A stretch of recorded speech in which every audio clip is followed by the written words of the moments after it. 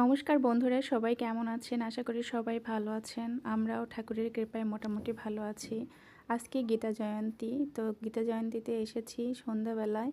এদিকে এসেছি আমরা যে বাসায়, সেই বাসায় দাদার নাম হচ্ছে শ্রী রঞ্জিত সরকার। তো দাদার বাসায় আজকে গীতা জয়ন্তী উপলক্ষে 6টি অধ্যায়, গীতার 6টি অধ্যায় পাঠ করা হবে। তো এখানে আমরা বাড়ির আশেপাশে যারা আছি সবাই চলে এসেছি। তো আজকে এখানে গীতা পাঠ যেহেতু হচ্ছে, তো সবাই সারিবদ্ধভাবে বসে পড়েছে। কেউ বাসার থেকে গীতা নিয়ে এসেছে, আবার এখান থেকে যারা বাসা থেকে নিয়ে আসেনি, এখান থেকেই তাদেরকে গীতা দেওয়া হচ্ছে পাঠ করার জন্য। প্রথমে তুলসী আরতি দিয়ে গীতা পাঠ শুরু হচ্ছে।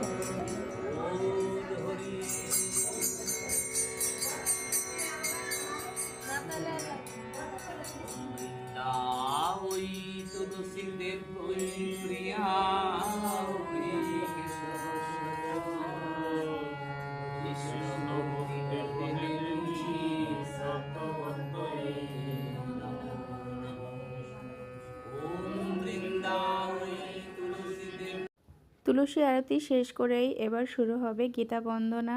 গীতা বন্দনা থেকেই আজকের প্রথম মূলত যে আমাদের অনুষ্ঠান গীতা পাঠ, সেই গীতা পাঠ শুরু করা হবে।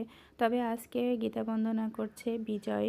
বিজয় আমাদের ভাগ্নে হয়, ও খুব সুন্দর গীতা বন্দনা করতে পারে।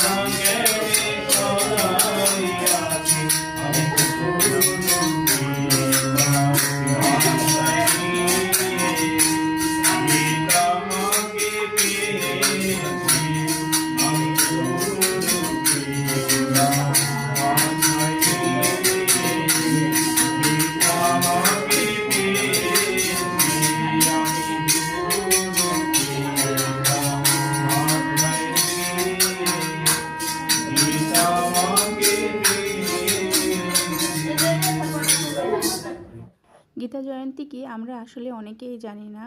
তবে অগ্রহায়ণ মাসের শুক্লপক্ষের একাদশী তিথিকে মোক্ষদা একাদশী বলা হয়। এই একাদশীতে ভগবান শ্রীকৃষ্ণ কুরুক্ষেত্রের ময়দানে মোহগ্রস্ত অর্জুনকে গীতার উপদেশ প্রদান করেছিলেন, আর এই দিনটি গীতা জয়ন্তী হিসেবেই উদযাপন করা হয়।